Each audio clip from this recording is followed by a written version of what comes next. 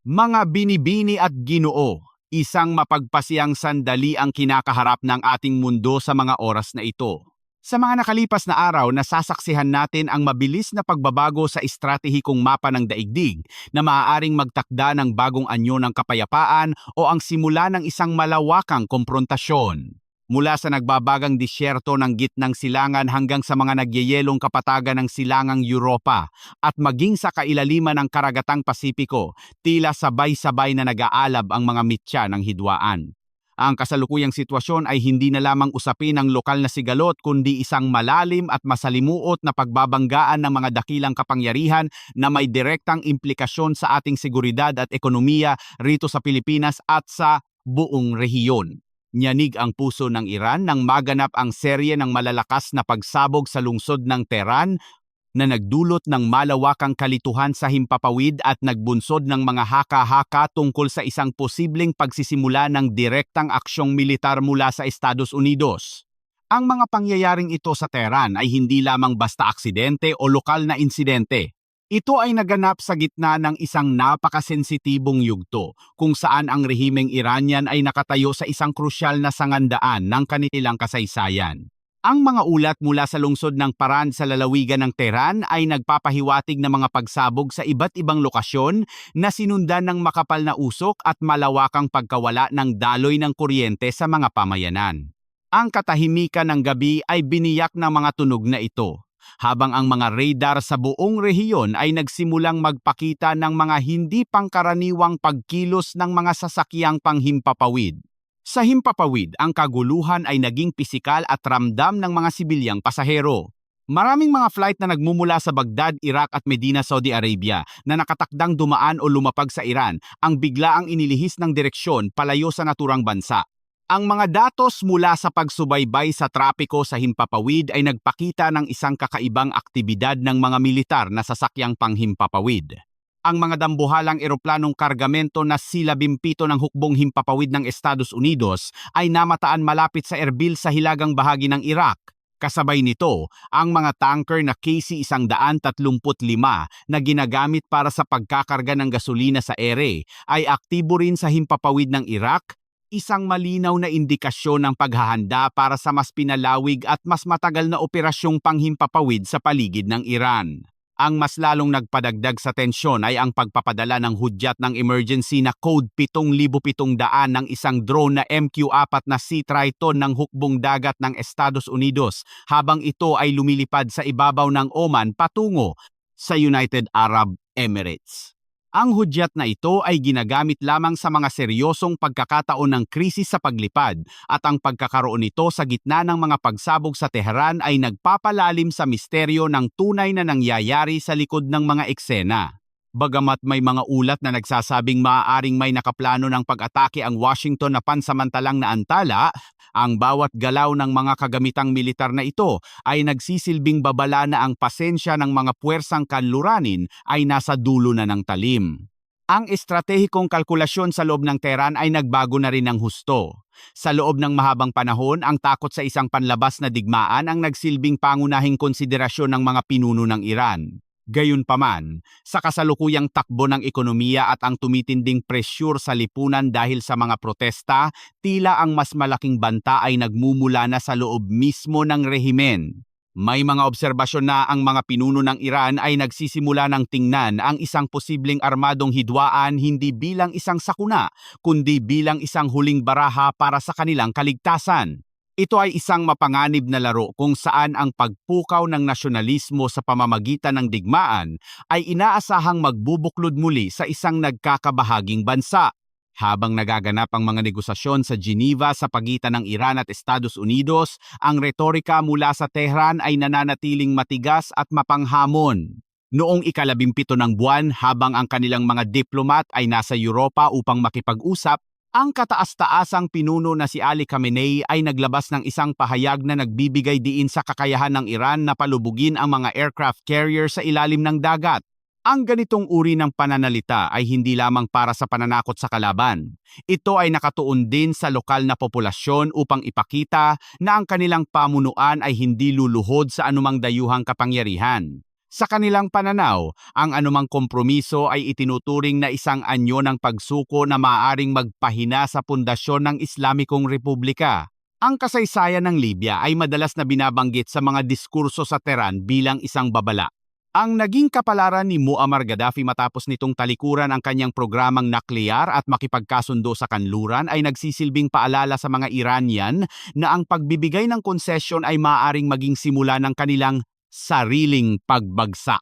Dahil dito, ang isang limitadong digmaan ay tila mas katanggap-tanggap sa kanila kaysa sa isang diplomatikong kasunduan na magtatanggal sa kanilang mga pangunahing depensa gaya ng programang missile at ang kanilang impluensya sa rehiyon. Ang ganitong pag-iisip ay naglalagay sa buong gitnang silangan sa isang sitwasyon kung saan ang isang maliit na pagkakamali sa kalkulasyon ay maaaring humantong sa isang apoy na hindi na kayang apulahin. Ang doktrinang militar ng Iran ay nakasandig sa tinatawag na asymmetrical warfare o hindi pantay na pakikidigma. Alam nila na hindi nila kayang tapatan ang teknolohiya ng Estados Unidos sa isang tradisyonal na labanan, kaya ang kanilang estratehiya ay ang pagpapalawak ng gulo sa labas ng kanilang mga hangganan upang magdulot ng pinsala sa mga kaalyado ng Amerika at sa pandaigdigang daloy ng langis. Ang layunin nito ay pilitin ang kabilang panig na bumalik sa hapag ng negosasyon ngunit sa isang posisyon na mas pabor sa Tehran. Ngunit ang paradox ng sitwasyong ito ay ang mismong mga negosasyon na naglalayong pigilan ang digmaan ay siya ring pinagmumulan ng takot para sa rehimen. Dahil ang mga hininging reforma ay maaaring maging mitsa ng kanilang pagkawasak mula sa loob. Sa gitna ng lahat ng ito, ang mga mamamayan sa Tehran ay nabubuhay sa ilalim ng isang ulap ng kawalan ng katiyakan. Ang mga pagsabog sa parand at ang mga serye ng blackout ay maaaring mga senyales ng sabotage o ang simula ng isang sistematikong kampanya upang pahinain ang infrastruktura ng bansa. Ayon sa ilang mga ulat, ang estratehiya ng Estados Unidos ay maaaring lumilipat na mula sa mga biglaang pag-atake patungo sa isang mas mahaba at mas masusing operasyon na naglalayong unti-unting buwagin ang mga pasilidad nuklear, ang kakayahan sa paggawa ng missile, at ang mga base ng Iranian Revolutionary Guard Corps. Ang pandaigdigang komunidad ay nakamasid ng may matinding kaba sa bawat paggalaw sa Tehran. Ang anumang pagkaantala sa daloy ng enerhiya mula sa Persian Gulf ay magdudulot ng isang shockwave sa pandaigdigang ekonomiya na tiyak na mararamdaman hanggang sa ating mga pampang. Ang kawalan ng opisyal na pahayag mula sa magkabilang panig tungkol sa tunay na kalikasan ng mga pagsabog ay lalo lamang nagpapaigting sa tensyon. Habang ang himpapawid sa paligid ng Iran ay nananatiling limitado para sa mga sibilyang flight, ang mensahe ay malinaw. Ang rehiyon ay nasa isang state of high alert at ang mga piraso ng domino ay nagsisimula na sa kanilang posibleng pagbagsak. Ang krisis na ito sa Iran ay isa lamang bahagi ng isang mas malaking puzzle ng pandaigdigang seguridad. Habang ang atensyon ng mundo ay nakatuon sa posibleng pagsiklab ng digmaan sa gitnang silangan, may isa pang makabuluhang pag-unlad na nagaganap sa kabilang bahagi ng mundo na direktang humahamon sa kapangyarihan ng Estados Unidos sa karagatan. Ito ay ang paglitaw ng bagong henerasyon ng lakas militar ng China sa ilalim ng dagat. Ang balanse ng kapangyarihan sa Pasipiko ay mabilis na nagbabago. At ang mga implikasyon nito ay hindi lamang para sa mga malalaking bansa, kundi lalo na para sa mga bansa sa Timog Silangang Asya na nasa gitna ng estratehikong kompetisyong ito. Sa mga susunod na bahagi ng ating ulat, tatalakayin natin ang paglulunsad ng bagong nuclear-powered attack submarine ng China na Type 075 na itinuturing na isang malaking hakbang sa kanilang teknolohiyang militar.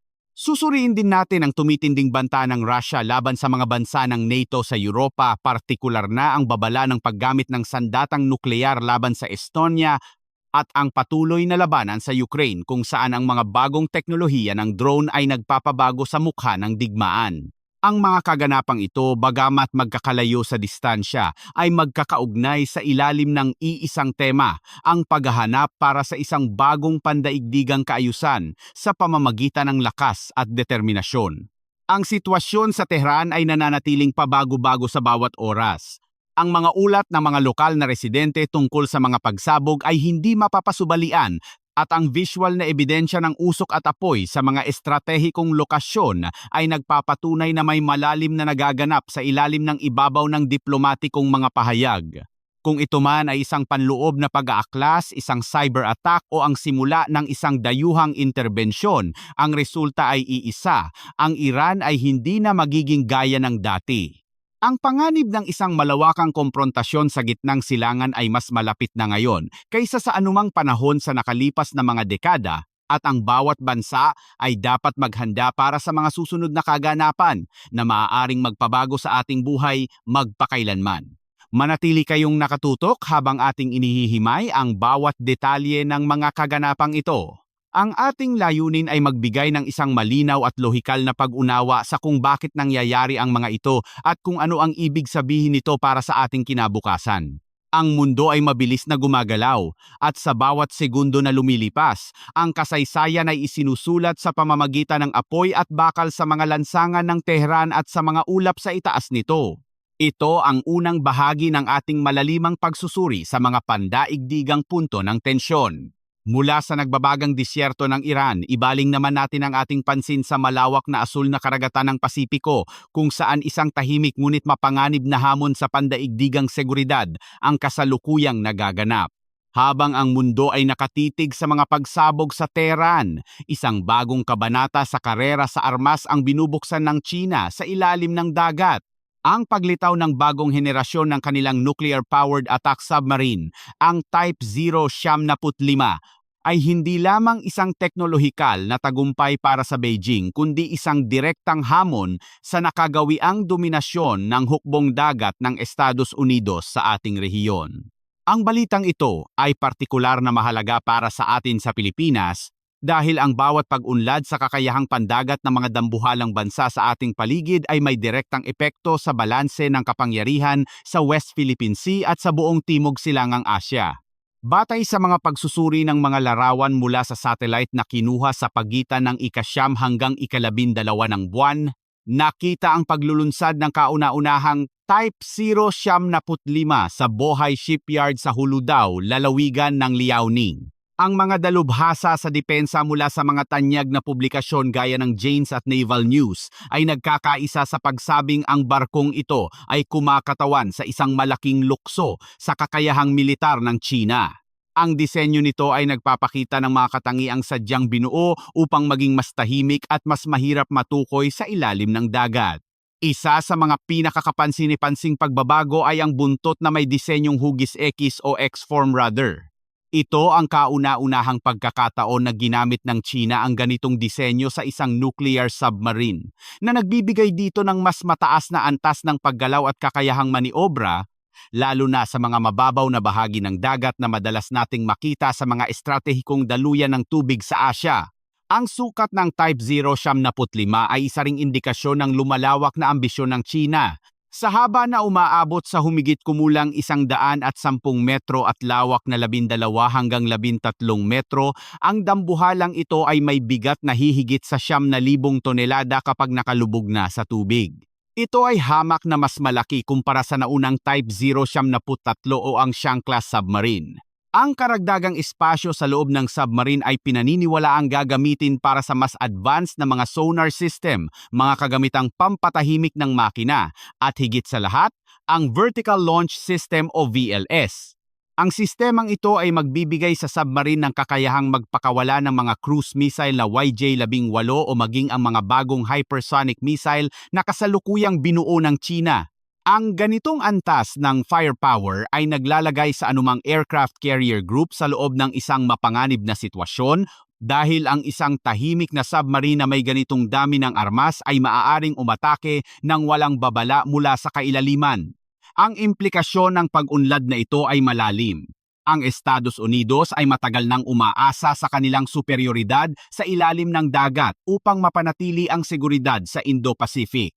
Ngunit ayon sa mga ulat mula sa International Institute for Strategic Studies na nakabase sa London, ang bilis ng paggawa ng China ng mga nuclear-powered submarine ay nalampasan na ang kapasidad ng Amerika sa kasalukuyan. Para sa mga bansa sa ating rehiyon, ang ibig sabihin nito ay ang pagdami ng mga silent hunter na maaaring naglalayag na sa mga karagatang nakapalibot sa atin. Ang kompetisyong ito sa ilalim ng dagat ay nagpapataas ng panganib ng maling kalkulasyon o hindi sinasadyang engkwentro na maaaring humantong sa isang mas malaking krisis.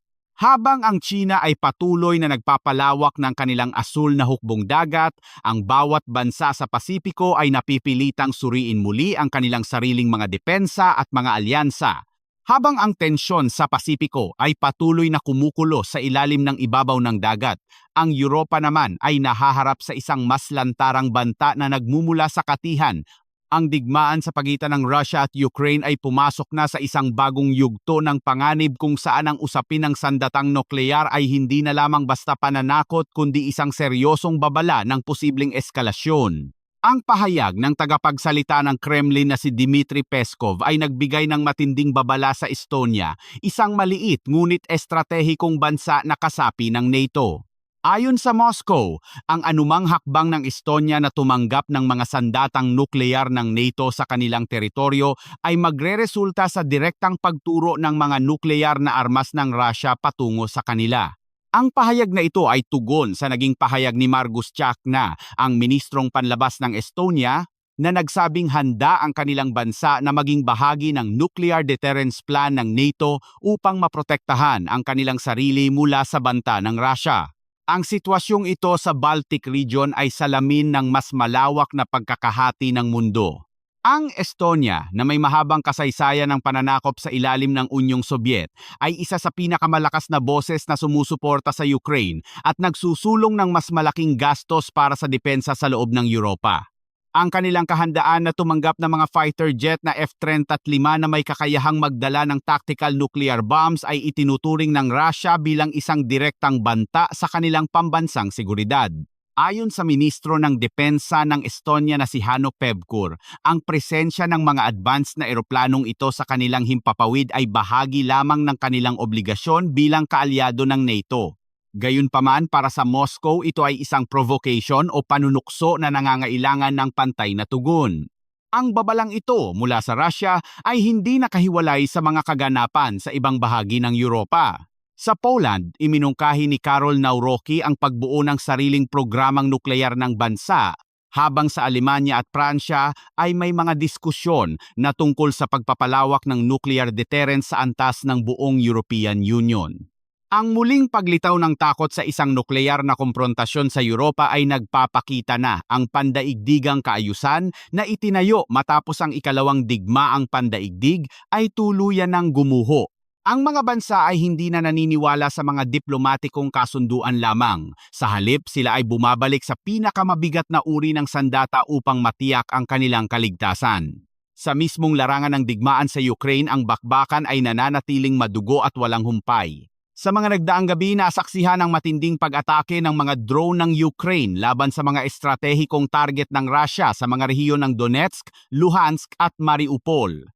Ang mga ulat mula sa tagapagsalita ng operasyon na si Robert Brovdi na mas kilala sa tawag na Madyar ay nagpakita ng epektibong paggamit ng mga Unmanned Aerial Vehicle o UAV upang sirain ang mga sopistikadong air defense system ng Russia. Dalawang sistema ng Tor-M2 na nagkakahalaga ng humigit kumulang 25 hanggang 27 milyong dolyar bawat isa ang naging abo matapos tamaan ng mga precision drone ng Ukraine. Ang pagkawala ng mga sistemang ito ay isang malaking dagok sa kakayahan ng Russia na protektahan ang kanilang mga tropa sa harap ng mga pag-atake mula sa himpapawid. Bukod sa mga kagamitang pangdepensa, binasag din ng mga drone ng Ukraine ang mga supply line ng Russia. Isang dambuhalang imbaka ng langis sa Luhansk ang rurok ng apoy matapos ang isang matagumpay na operasyong panghimpapawid sa gabi. Ang mga video na kumalat sa social media ay nagpapakita ng kalangitan sa itaas ng nasabing rehiyon na nagmistulang araw dahil sa tindi ng apoy.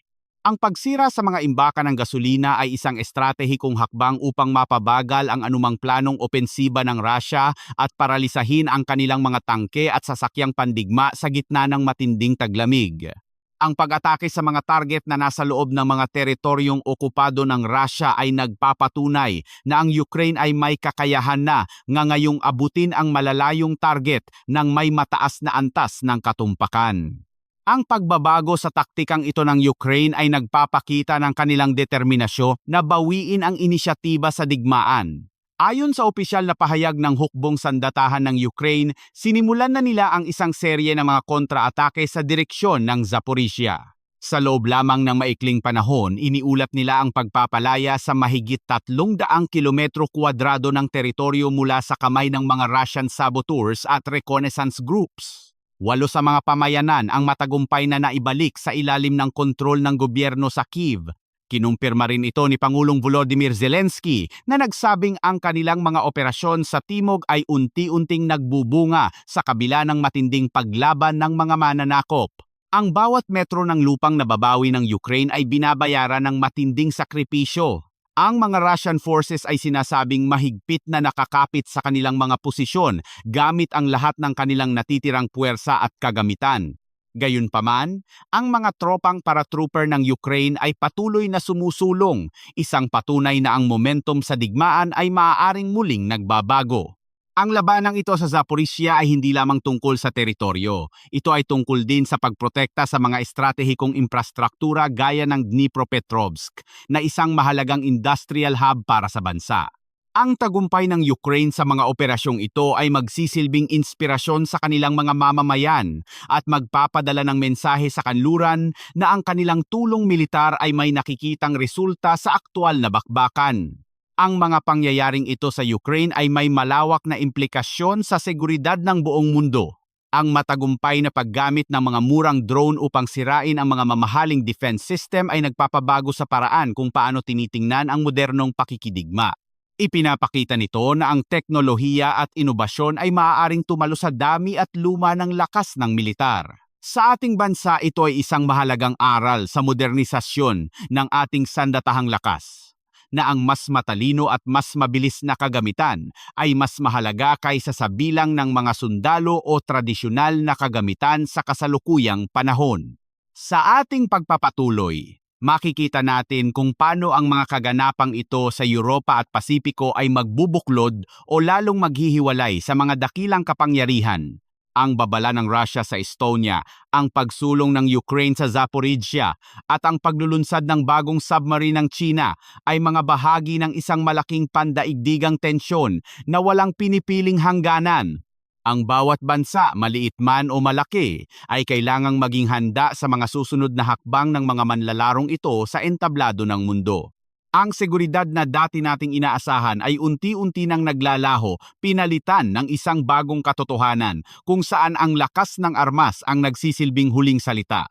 Hihintayin ko ang iyong hudyat para sa pagpapatuloy ng huling bahagi ng ating ulat, ang bahagi 3, kung saan tatalakayin natin ang mga huling kaganapan at ang pangkabuoang pagsusuri sa kinabukasan ng pandaigdigang seguridad. Ang labanang ito para sa impluwensya at kaligtasan ay malayo pa sa katapusan at ang mga susunod na araw ay magiging kritikal para sa lahat, Gemini said. Sa huling bahagi ng ating malalimang pagsusuri, kailangang tingnan ang kabuuan ng mga kaganapang ito hindi bilang mga hiwa-hiwalay na insidente, kundi bilang mga bahagi ng isang masalimuot at nagbabagong arkitektura ng pandaigdigang seguridad. Ang tensyon sa Tehran, ang pagpapalakas ng hukbong dagat ng China at ang banta ng Russia sa Europa ay nagtatagpo sa isang mapanganib na punto kung saan ang mga lumang tuntunin ng diplomasya ay tila wala ng bisa. Ang mundo ay kasalukuyang nasa gitna ng tinatawag nating survival trap o ang bitag ng kaligtasan, kung saan ang bawat hakbang na ginagawa ng isang bansa upang protektahan ang sarili ay siya ring nagiging mitya ng mas malaking panganib para sa lahat. Sa Iran, ang panloob na krisis ay umabot na sa antas na hindi na kayang itago ng mga opisyal na pahayag. Ang mga pagsabog sa Tehran at ang sausaw sa himpapawid ay nagaganap sa isang panahong ang rehimen ay nahaharap sa isang existential threat o banta sa kanilang mismong pag-iral. Ayon sa mga kritikal na pagsusuri, ang pinakamalaking kinatatakutan ng pamunuan sa Tehran ay hindi ang mga bombang mula sa labas, kundi ang unti-unting pagguho ng kanilang kapangyarihan mula sa loob. Ang presyur sa ekonomiya, ang bagsak na halaga ng pananalapi, at ang walang humpay na protesta ng mga mamamayan ay lumikha ng isang sitwasyon kung saan ang isang panlabas na digmaan ay maaaring makita ng rehimen bilang isang paraan upang pagbuklurin ang bansa sa ilalim ng bandila ng nasyonalismo. Dito pumapasok ang mapanganib na pilosopiya ng Kanbak Sinton o ang sugal para sa kaligtasan. Para sa mga pinuno ng Islamikong Republika, ang anumang pakikipagkasundo sa Estados Unidos ay itinuturing na isang lason na dahan-dahang papatay sa kanilang sistema. Ang kanilang lohika ay simple ngunit nakakatakot. Kung susuko sila sa mga kahilingan ng kanluran tungkol sa kanilang programang nuclear at missile, mawawalan sila ng tanging pananggalang na pumipigil sa mga dayuhan na pabagsakin sila gaya ng nangyari sa Libya. Ang alaala ng sinapit ni Muammar Gaddafi ay nagsisilbing multo na nagdidikta sa bawat desisyon ng Iran. Sa kanilang pananaw, mas mabuti pang harapin ang isang direktang komprontasyon kung saan maaari silang lumaban sa kanilang sariling mga tuntunin, kaysa tanggapin ang isang kapayapaan na maglulubog sa kanila sa kahinaan. Ang ganitong uri ng pag-iisip ay hindi lamang limitado sa politika, ito ay binalutan na rin ng relihiyosong ideolohiya. Ang mga pahayag na nagbibigay diin sa TNE o ang banal na kalooban ay nagpapakita na ang labanang ito ay itinuturing nilang isang pagsubok ng pananampalataya. Kapag ang isang estado ay nagsimulang tumingin sa geopolitics sa pamamagitan ng lens ng relihiyon, ang kompromiso ay nagiging imposible dahil ang anumang pag-atras ay itinuturing na pagtataksil sa kanilang paniniwala. Ito ang dahilan kung bakit ang mga aktibidad ng militar ng Estados Unidos sa Iraq at Oman kasama ang mga serye ng pagsabog sa Tehran ay lumilikha ng isang kapaligiran na handa ng sumabog sa anumang sandali. Ang bawat drone na nagpapadala ng hudyat ng krisis at bawat tanker na nagkakarga ng gasolina sa ere ay bahagi ng isang psikolohikal na pakikidigma na naglalayong basagin ang determinasyon ng kabilang panig. Habang ang gitnang silangan ay nasa bingit ng apoy, ang pag-unlad ng Tsina sa kailaliman ng Pasipiko ay nagbibigay ng isa pang dimensyon sa krisis na ito. Ang paglulunsad ng Type 075 ay isang malinaw na mensahe na ang panahon ng unipolar world o ang mundo na pinamumunuan ng iisang bansa ay tapos na. Ang kakayahan ng China na lumikha ng mga nuclear submarine na mas tahimik at mas malakas kaysa sa kanilang mga naunang modelo ay nagpapakita ng kanilang determinasyon na kontrolin ang tinatawag na First Island Chain kung saan kasama ang ating bansa, ang Pilipinas. Ang bawat bagong teknolohiyang ipinapasok nila, gaya ng X-form rudder at ang mga hypersonic missile, ay nagpapaliit sa agwat ng kapangyarihan sa pagitan ng Beijing at Washington. Ang aral dito para sa mga bansa sa Asya ay malinaw. Ang seguridad ay hindi na lamang nakasalalay sa pagkakaroon ng mga makapangyarihang kaalyado, kundi sa kakayahang umangkop sa isang mundo kung saan ang teknolohiya ay mabilis na nagbabago sa balanse ng lakas. Ang pag-unlad ng China sa ilalim ng dagat ay nangangahulugan na ang ating mga karagatan ay magiging mas masikip at mas mapanganib. Ang bawat bansa sa rehiyon ay kailangang magkaroon ng matalas na pakiramdam at lohikal na pagpaplano upang hindi maipit sa gitna ng nagbabanggaang mga higante. Ang strategic autonomy o ang kakayahang magpasya para sa sariling interes ay nagiging mas mahalaga kaysa sa anumang panahon sa kasaysayan.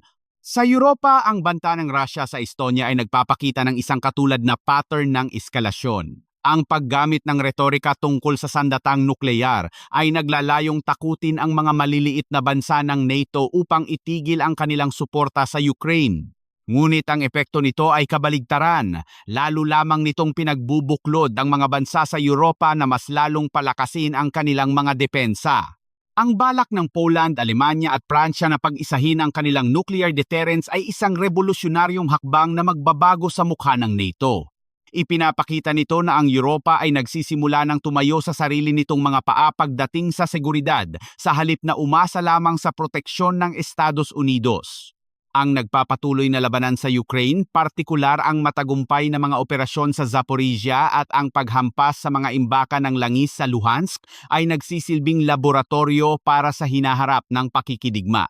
Ang pagkawasak ng mga mamahaling Tor-M2 system sa pamamagitan ng mga precision drone ay nagpapatunay na ang tradisyonal na depensa ay hindi na sapat. Ang pag-atake sa mga infrastruktura ng enerhiya ay nagpapakita kung gaano karupok ang mga modernong hukbo kapag ang kanilang mga supply line ay pinutol. Para sa mga tagamasid sa Pilipinas, ang mga kaganapang ito sa Ukraine ay dapat magsilbing inspirasyon sa pagbuo ng isang depensang nakasandal sa teknolohiya, inobasyon at mabilis na pagtugon sa mga banta. Sa kabuuan, ang mga titik na nabubuo sa mapa ng mundo ngayon mula sa usok sa Tehran, sa mga silent submarine sa Pasipiko, hanggang sa nag-aapoy na kalangitan sa Ukraine ay bumubuo sa isang salita, kawalan ng katiyakan. Ang pandaigdigang kaayusan ay nasa isang yugto ng matinding transisyon. Ang mga institusyong dati nating inaasahan na pipigil sa digmaan ay tila naparalisa na. Ang bawat bansa ay bumabalik sa pinakaugat ng kanilang kapangyarihan, ang kanilang lakas militar at ang kanilang determinasyon na mabuhay sa gitna ng krisis. Ang neutral na pagsusuri sa sitwasyong ito ay nagtuturo sa atin na walang iisang bansa ang ganap na tama o ganap na mali. Sa halip, bawat isa ay kumikilos batay sa kanilang sariling takot at ambisyon. Ang Estados Unidos ay nagnanais na mapanatili ang kaayusang nagbigay sa kanila ng kapangyarihan sa loob ng 8 dekada. Ang Tsina at Russia ay nagnanais na baguhin ang kaayusang ito upang bigyang daan ang kanilang sariling impluwensya. At ang mga bansa gaya ng Iran ay naglalaban para sa kanilang mismong kaligtasan sa ilalim ng matinding presyur. Sa gitna ng lahat ng ito, ang mga bansa gaya ng Pilipinas ay kailangang maging mas mapagmatiyag at mas matalino sa pag-navigate sa mga naglalakihang alon ng geopolitics. Ang hinaharap ng ating seguridad ay nakasalalay sa ating kakayahang magbasa ng mga senyales bago pa man maging ganap na bagyo ang mga ito. Ang mga pagsabog sa Tehran ay maaaring simula lamang ng isang mas malaking kaganapan na magpapabago sa pandaigdigang ekonomiya. Ang Type 075 ay maaaring ang unang hakbang sa isang bagong panahon ng dominasyon sa dagat.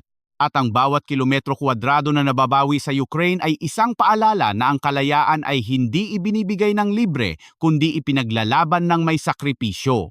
Mga binibini at Ginoo, habang tinatapos natin ang ulat na ito, mahalagang tandaan na ang kasaysayan ay hindi lamang nangyayari sa atin, tayo ay bahagi nito. Ang ating pagkilos o hindi pagkilos sa harap ng mga pandaigdigang krisis na ito ay magtatakda ng kinabukasan ng susunod na henerasyon. Ang bawat impormasyong ating tinalakay mula sa mga taktika ng drone hanggang sa mga estratehikong nuclear submarine ay mga kagamitan upang mas lalo nating maunawaan ang mundong ating ginagalawan. Ang kaalaman ay ang ating unang linya ng depensa sa isang mundo na tila mabilis na nawawala ng kontrol. Sa bawat sandali na lumilipas, ang mga kaganapan sa Tehran, Zaporizhia at sa mga karagatan ng Pasipiko ay patuloy na nagbabago. Ang ating panata ay manatiling nakasubaybay at magbigay ng lohikal at seryosong pagsusuri sa bawat galaw ng mga manlalaro sa entabladong ito. Walang puwang para sa emosyon o propaganda. Ang kailangan natin ay ang katotohanan at ang malalim na pag-unawa sa mga estratehikong bunga ng bawat aksyon. Ang ating mundo ay maaaring nasa isang mapanganib na sangandaan, ngunit sa pamamagitan ng tamang impormasyon, maaari nating mahanap ang daan patungo sa isang mas ligtas na kinabukasan. Maraming salamat sa inyong matiyagang pakikinig at pagbabasa ng ating komprehensibong ulat. Ang bawat detalye mula sa unang pagsabog sa Iran hanggang sa huling pahayag sa Europa ay inihatid upang bigyan kayo ng isang kumpletong larawan ng ating kasalukuyang sitwasyon.